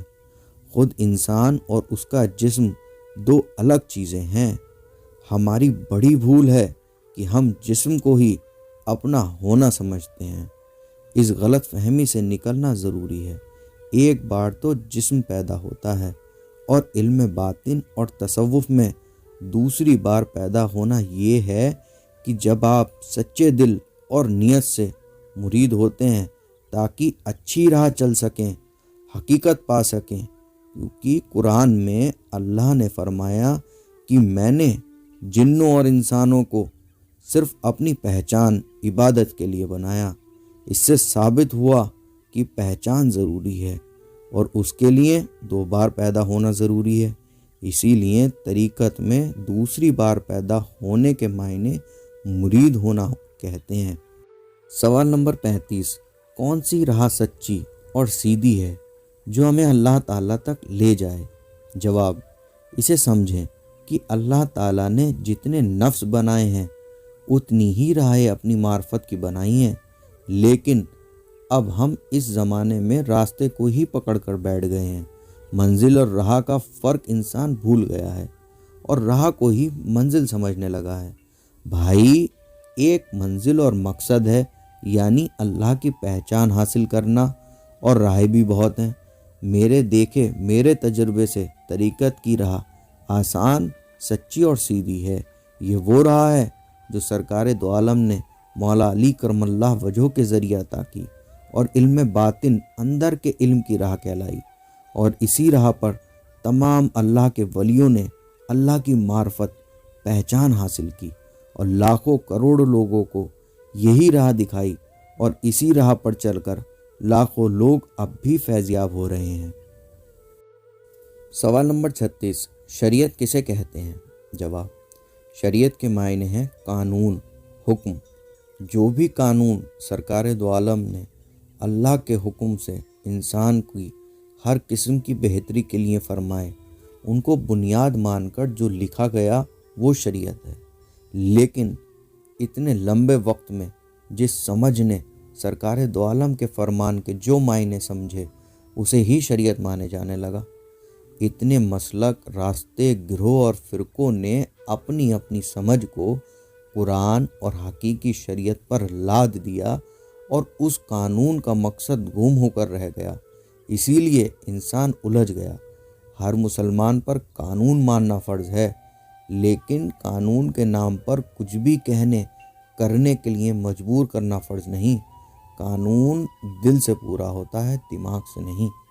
سوال نمبر 37، کلام اللہ میں فرمایا گیا ہے کہ فتنہ پھیلانا قتل سے بڑا گناہ ہے، اس کا کیا مقصد ہے؟ جواب: کلام اللہ کی ایک اور آیت ہے، اور جب ان سے کہا جاتا ہے کہ زمین میں فساد نہ پھیلاؤ تو کہتے ہیں ہم تو سدھار کر رہے ہیں، خبردار، بے شک یہی فساد کرنے والے ہیں، لیکن شعور نہیں رکھتے۔ اب سمجھیے کہ فتنہ پھیلانے کا مقصد ہوتا ہے 2 انسانوں یا 2 خاندانوں یا 2 گروہ یا 2 مذہبوں میں ایک دوسرے کی ایسی بات کرنا جو کہ ان کے بیچ لڑائی جھگڑے، دنگا فساد کی وجہ بنے، اور اس کی بنیاد زبان، غفلت، عادت اور ایک نفسیاتی بیماری ہے۔ دونوں طرف سے اچھے بنے رہ کر اپنی زبان کے ذریعے فتنہ پھیلانے کو اس لیے قتل سے بڑا گناہ کہا گیا ہے، کیونکہ فتنہ پھیلانے سے ایک نہیں ہزاروں قتل ہو جاتے ہیں، سینکڑوں گھر برباد ہو جاتے ہیں، اور ہزاروں عورتیں بے سہارا اور بچے یتیم ہو جاتے ہیں، اور یہ سب انسانیت کا نقصان ہے۔ سوال اور جواب میں دونوں آیتوں کی گہرائی یہ ہے کہ انسان سننے اور بولنے میں بہت زیادہ ہوش کا استعمال کرے، اور جو بھی ہمارے دماغوں میں تقریروں اور گھٹیا کتابوں کے ذریعے بھرنے کی کوشش کی جاتی ہے اس سے ہوشیار رہے۔ جو بھی کرے سوچ سمجھ کر، غور و فکر کے بعد انجام کو سامنے رکھ کر ہی بات کرے۔ یاد رہے، عقل کی بھی معراج ہوتی ہے، اور عقل کی معراج یہ ہے کہ ہونے والے کام کے انجام کا صحیح اندازہ ہو جائے، اور اللہ ہی بہتر جاننے والا ہے۔ شکریہ۔ سوال نمبر 38، جاہل ہونا یا جہالت کسے کہتے ہیں؟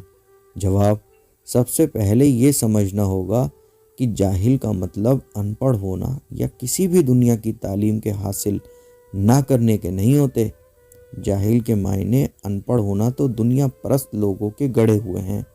میں یہ نہیں کہہ رہا ہوں کہ دنیاوی تعلیم حاصل نہ کی جائے، میں تو ہر بچے اور ہر انسان کے پڑھے لکھے ہنرمند ہونے کی امید لگاتا ہوں۔ میں یہ کہنا چاہ رہا ہوں کہ سرکار دو عالم کے علم کے بارے میں جن حدیثوں کو مدعا بنا کر دنیاوی علم کی بات کی جاتی ہے وہ صرف دنیاوی علم تک ہی محدود نہیں ہے، بلکہ ان حدیثوں کا مقصد صرف اور صرف دنیاوی علم تک سمجھنا بھول ہے۔ ان حدیثوں کے معنی تو یہ ہیں کہ انسان دنیاوی، دینی، آخرت، شعور، ادب اور ہنر اور سب تعلیمیں حاصل کرے۔ کسی ایک ہی تعلیم کو کچھ سمجھنا ہی جہالت ہے۔ جاہل اور جہالت ان پڑھ ہونے کو نہیں، بلکہ بنا شعور، بنا ادب اور کچھ نہ سیکھنے کی لگن اور میں سب جانتا ہوں یہ ماننا جہالت ہے۔ اور اسی بنیاد پر یہ جہالت کسی بہت پڑھے لکھے انسان میں بھی موجود ہو سکتی ہے، بلکہ زیادہ تر میں ہے۔ اس جہالت سے بچنے کی طریقت میں تعلیم دی جاتی ہے، اور وہ سکھایا جاتا ہے جس کے سیکھنے سے انسان یہ سب اپنے آپ سیکھ جاتا ہے۔ سوال نمبر 39، اکثر دیکھا جاتا ہے کہ فلاں عورت پر برا اثر جن یا کسی چیز نے حملہ کر دیا اور اپنی گرفت میں لے لیا، اور مریض عجیب و غریب حرکتیں اور برتاؤ کرتا ہے۔ یہ جن، اثر، ڈائن وغیرہ سب کیا ہے؟ جواب دینے سے پہلے میں کچھ پوچھنا چاہوں گا، وہ یہ کہ یہ سب بیماریاں کسی لیڈی ڈاکٹر، لیڈی وکیل یا کسی بڑی پوسٹ پر کام کرنے والی عورت کو کیوں نہیں ہوتی؟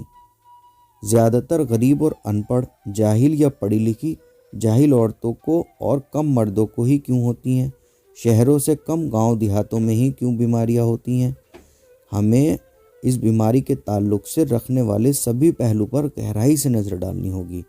کلام اللہ میں ہے کہ ہم نے انسانوں کو مٹی سے اور جنات کو آگ سے بنایا۔ اس کے علاوہ کلام اللہ میں جنات کو مخلوق، بننے والی چیز بتایا گیا ہے، اور ان کی ایک امت ہے۔ یہ بھی کتابوں میں لکھا گیا ہے کہ اب ان چیزوں کے بارے میں جس نے جو بھی خود سمجھا وہی بات کی کتابوں میں لکھ دیا گیا، اور کتاب سینکڑوں چھپتی رہیں۔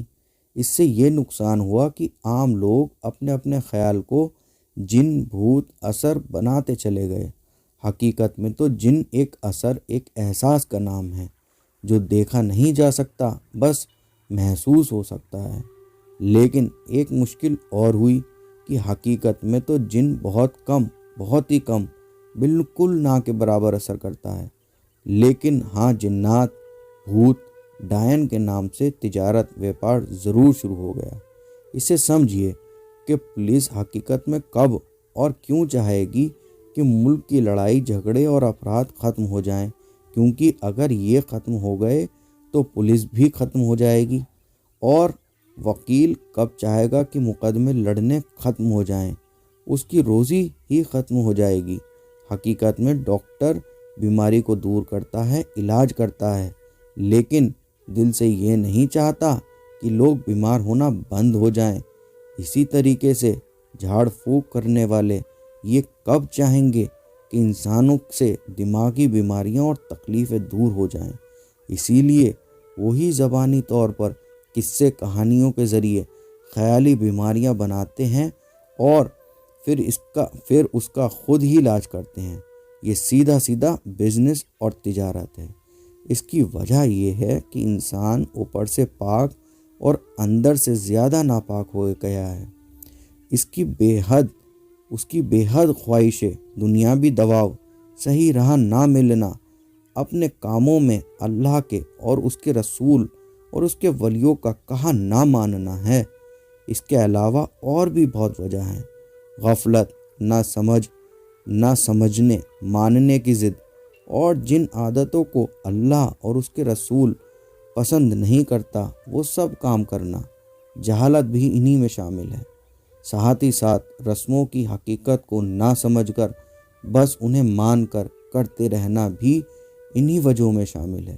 انسان اور خاص طور پر عورتیں اپنی ہی جہالت کی وجہ سے ان بیماریوں کی جھیلتی ہیں اور خود ہی پریشان ہو کر علاج کے نام پر ہزاروں روپے خرچ، اور جب آپ خود ہی پیسہ برباد کرنے پر تلے ہیں تب کسی کو بھی آپ سے پیسہ لینے میں دقت کیوں ہوگی؟ اب رہا علاج، تو سب سے پہلے یہ سمجھیے کہ آپ کی زبان میں اتنی بڑی نیکیاں ہو سکتی ہیں جن کا اندازہ نہیں ہو سکتا۔ اس زبان کا صحیح استعمال کیجیے۔ جہاں بھی جن وغیرہ کی باتیں ہوں تو وہاں ان فالتو باتوں کی مخالفت کیجیے، یا وہاں سے اٹھ جائیے، یا اس قسم کی باتوں کو اپنے اندر نہ جانے دیجیے۔ دوسری بات، بہت زیادہ تر معاملے دماغی دباؤ اور نہ دکھنے والی، نہ بتا سکنے والی مشکلوں کے ہوتے ہیں۔ اس کے لیے اچھے دماغی ڈاکٹر کو دکھائیے۔ تیسرا ہے جہالت۔ کسی بھی بات کو جن وغیرہ سے جوڑ لینا سمجھداری نہیں ہے۔ آپ ہوشیار اور سمجھدار بنیں، ساتھ ساتھ ان عادتوں کو زندگی سے نکال دیں۔ نمبر 1، کنجوسی ہر قسم کی۔ نمبر 2، حسد، جلن۔ نمبر 3، ظلم، ستانا کسی بھی طریقے سے۔ نمبر 4، غیبت، پیٹھ پیچھے برائی کرنا۔ نمبر 5، بغض، دل میں نفرت رکھنا۔ نمبر 6، طمع، سب کچھ مجھے مل جائے۔ نمبر 7، حرص، کسی کی نقل۔ نمبر 8، ریا، نقلی پن، دکھاوا۔ نمبر 9، کینہ، من میں دشمنی رکھنا۔ نمبر 10، حرام، غلط طریقے سے کمانا۔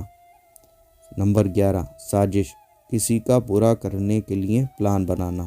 نمبر 12، زبان کا برا استعمال۔ اوپر لکھی عادتیں چھوڑنے پر اللہ کی رحمت اور برکت آپ انسان کی طرف آنے لگے گی اور وہ تمام جسمانی اور دماغی تکلیفوں سے نجات پاتا ہے، اور خوش قسمتی سے کامل پیر مل جائے تو سبحان اللہ۔ اس بارے میں آئندہ بھی کچھ لکھنے بتانے کی کوشش رہے گی، اور سب سے بہتر اور اچھا جاننے والا اللہ ہی ہے۔ سوال نمبر 40، تعویذ وغیرہ کے بارے میں کچھ کہیں۔ امید ہے اس سے پہلے کے جواب میں کافی کچھ سمجھ میں آ گیا ہوگا۔ بس اتنا کہنا چاہوں گا کہ کاغذ پر اگر آگ لکھو تو وہ جلتا نہیں۔ حقیقت میں اگر آگ کو کاغذ پر رکھ دو تو کاغذ جل جاتا ہے، اسے سمجھنا ہوگا۔ اور حقیقت یہ ہے کہ کامل پیر اور مرشد اور اندر سے پاک علم باطن کا ماہر جو کچھ بھی دے گا اس سے ہی فائدہ ہو جائے گا۔ شرط تو انسان کا پکا یقین ہے، ساتھ ہی خود بھی اندر سے پاک ہونا شرط ہے۔ سوال نمبر 41، خلیفہ و خلافت کسے کہتے ہیں؟ جواب، خلیفہ کے معنی ہیں پیچھے آنے والا لائق اور قابل اولاد، اور یہ جسمانی اور روحانی دونوں اولادیں ہو سکتی ہیں، اور بادشاہ جسے اپنے کل اختیار اور طاقت عطا کرے خلیفہ وہی ہو سکتا ہے۔ جو بادشاہ کامل پیر کی ذاتی اور صفاتی صفتیں رکھتا ہے، مثلا انسان کا نائب انسان ہی ہوگا، نہ کہ گھوڑا یا گدھا۔ جب کامل پیر اپنے سارے ہنر اور روحانی مقام اپنے شاگرد یا مرید کو عطا کرتا ہے تو اپنے قائم مقام بنا دیتا ہے تو اسے خلیفہ کہتے ہیں، اور اس دائرے کو خلافت کہا جاتا ہے۔ اس کی سند اور دلیل کلام اللہ میں یہ ہے کہ اللہ تعالیٰ نے تمام فرشتوں کو اکٹھا کیا اور حضرت آدم علیہ السلام کے پتلے میں اپنی روح پھونکنے کے بعد سجدہ کرنے کا حکم دیا اور پھر ان کو زمین میں اپنا خلیفہ بنایا، اور خیال رہے آدم کی اولاد آدمی ہے نہ کہ کچھ اور اللہ بہتر جاننے والا ہے۔ سوال نمبر 42، اس زمین پر اللہ نے کس کو اپنا خلیفہ بنایا ہے؟ جواب، انسان کو، آدم کو، اور آدمی کی اولاد آدمی ہی ہوگی، نام چاہے کچھ بھی ہو، لیکن افسوس یہ ہے کہ انسان خود اپنے مقام کو نہیں پہچانتا، نہ جانتا، اسی لیے انسان کو اس زمین پر اللہ کا خلیفہ ہونا کلام اللہ کی کئی آیتوں سے ثابت ہے، اور اللہ ہی بہتر جاننے والا ہے۔ سوال نمبر 43، انسان عظیم ہے، اس کے کیا معنی ہیں؟ جواب، جب اللہ تعالیٰ نے کلام اللہ میں فرما دیا کہ ہم نے انسان کو خوبصورتی، نیکی، پرہیزگاری کے ساتھ بنایا، اور فرما دیا ہم نے آدم کی اولاد پر کرم کیا، اور حدیث قدسی میں فرما دیا کہ ہم نے انسان کو اپنی صورت پر پیدا کیا، تب بے شک انسان بڑا ہے، عظیم ہے، مہان ہے، خاص ہے۔ لیکن جیسے پہلے بتایا جا چکا ہے کہ انسان اپنی اس اہمیت اور خاصیت کو بھول چکا ہے، اسی لیے غافل ہونے کی وجہ سے، جہالت کی وجہ سے اپنی پستی اور بری حالت کے لیے خود ہی ذمہ دار ہے، کیونکہ اللہ تعالیٰ نے کلام اللہ میں پہلے ہی فرما دیا کہ اللہ تم کو تکلیف دے کر کیا کرے گا، وہ تو بڑا معاف کرنے والا اور رحم کرنے والا ہے۔ اب یہ اچھی طرح سمجھ لیجئے کہ ہمیں اپنی غلطیاں دیکھ کر خود کو ہی اندر سے پاک کرنا ہے۔ سوال نمبر 44، اس زمانے میں روحانیت، انسانیت، محبت، ہمدردی، خلوص کم ہوتا جا رہا ہے، اور مکاری، دھوکہ دھڑی، لالچ، ہوس جیسی برائیاں بڑھتی جا رہی ہیں، اس کی کیا وجہ ہے؟ جواب، ارے بھائی کیا سوال کر دیا، جیسے تڑپتے دل کو اور تڑپا دیا۔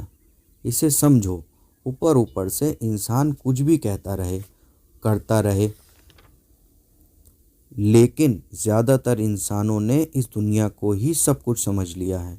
قدم قدم پر مندر و مسجد کے باوجود یہ دنیا تو پیسے کی پجاری لگے ہمیں، بس پیسہ ہو، چاہے جیسا بھی ہو، چاہے جیسا آئے، بس آئے، چاہے کچھ بھی کرنا پڑے، کچھ بھی، جبکہ قدرت نے ہر انسان کو اس کی قابلیت سے زیادہ پہلے ہی دے رکھا ہے، لیکن بس انسان کو ہوس ہے، حسد ہے، بے انتہا خواہشیں ہیں، اپنی زندگی کو خود ہی بے چین کرنے کے سینکڑوں طریقے انسان نے اپنی ضرورت کے نام پر خود ہی بنا لیے ہیں۔ کلام اللہ میں ہی اس بارے میں آیت ہے کہ کیا انہوں نے ہم سے قسمیں لے رکھی ہیں کہ جو مانگو گے مل جائے گا؟ اللہ کی قدرت زیادہ سے زیادہ عطا کرتی ہے، لیکن انسان کو کم ہی لگتا ہے، کیونکہ زیادہ کبھی زیادہ نہیں لگتا، ہمیشہ کم ہی لگتا ہے۔ اور اس کا علاج بھی اللہ کے ولیوں نے اکثر دہرایا ہے، وہ ہے صبر، بھروسہ، رضا، صداقت وغیرہ، لیکن ان پر کوئی عمل نہیں کرتا، اسی لیے اس زمانے میں برائیاں بڑھتی جا رہی ہیں، اچھائیاں کم ہوتی جا رہی ہیں، اور انسان خود ہی انسانیت کو تباہ کر رہا ہے، اور اللہ ہی بہتر جاننے والا ہے۔ سوال نمبر 45، آج کے زمانے میں انسان دماغی طور پر پریشان کیوں ہے؟ اسے سکون کیوں نہیں مل پا رہا؟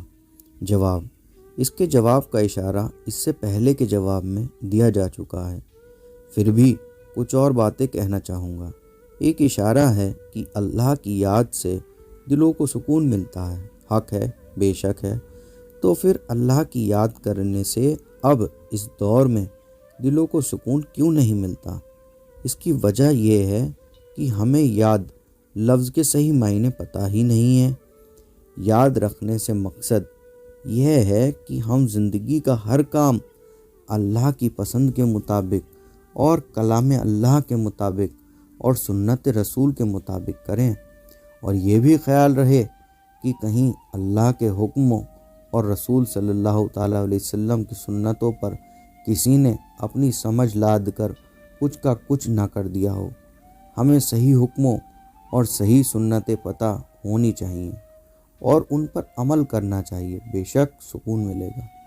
طریقت میں ایک فرمان ہے، وعدہ ثواب حال کے پورا ہونے پر ہی عطا ہوتا ہے۔ اس کا مطلب یہ ہے کہ جس بھی عبادت کے لیے جو بھی اندرونی اور باہری شرط رکھی گئی ہے، ان کو اگر صحیح سے نہ پورا کیا جائے تو اللہ کی قدرت پر اس کا اچھا بدلہ دینا ضروری نہیں بنتا۔ ان باتوں کو نہ سمجھ پانے اور نہ عمل کرنے سے انسان کو سکون نہیں ہے اور وہ پریشان ہے، اور اللہ ہی بہتر جاننے والا ہے۔ سوال نمبر 46، مسلمان قوم کی ترقی اور کامیابی اور خوشحال نہ ہونے کے پیچھے کیا وجہ ہے؟ جواب، علامہ اقبال کا ایک مشہور شعر ہے، خدا نے آج تک اس قوم کی حالت نہیں بدلی، نہ ہو جس کو خیال اپنی حالت بدلنے کا۔ صرف مسلمان ہی نہیں، دنیا کی ہر قوم جو خود اپنی حالت کو بدلنے کا خیال نہیں کرے گی، وہ برباد ہی رہے گی۔ کلام اللہ کی آیت ہے کہ وقت کے مطابق حکم ہوتے ہیں۔ اس کے معنی ہوئے کہ بدلتے وقت میں حکم بھی بدل جاتے ہیں۔ جو حکم بنیادی اور حقیقی اسلام کے خلاف نہیں جاتے اور مسلمانوں کی ترقی میں مدد کر سکتے ہیں، ان کو بھی اسلام کے نام پر غیر اسلامی قرار دے دینا، یہ کون سی سمجھداری ہے؟ دوسری بات ہے جہالت۔ مسلمانوں کو دنیاوی پڑھائی لکھائی میں پیچھے نہیں، بہت پیچھے رہنا۔ کیا آپ کو پتہ ہے کہ ہمارے ملک میں کتنے کم مسلمان بڑے افسر ہیں؟ صرف پڑھائی لکھائی کی کمی کی وجہ سے۔ تیسری بات یہ کہ اب میرے نظریے سے بچے کم پیدا کرنے چاہیے۔ جس بچے کو آپ صحیح طریقے سے پال پوس نہیں سکتے اور پڑھا لکھا نہیں سکتے تو اسے پیدا کرنے، اس کی زندگی برباد کرنے کو آپ کو حق نہیں ہے۔ اللہ سب کو کھانا دیتا ہے، خدا کے واسطے اس کا غلط مطلب نہ نکالیے۔ اور ایک خاص بات ہے، وہ ہے رہنمائی۔ جس قوم کو ایک اچھا نیک رہبر، راہ دکھانے والا نہیں ملتا، وہ قوم کبھی ترقی نہیں کرتی۔ یہاں تو فرقے اور گروہ اتنے ہیں کہ اسلام یا توحید کے معاملے پر بھی ایک نہیں ہوتے، پھر ترقی کیسے ہو؟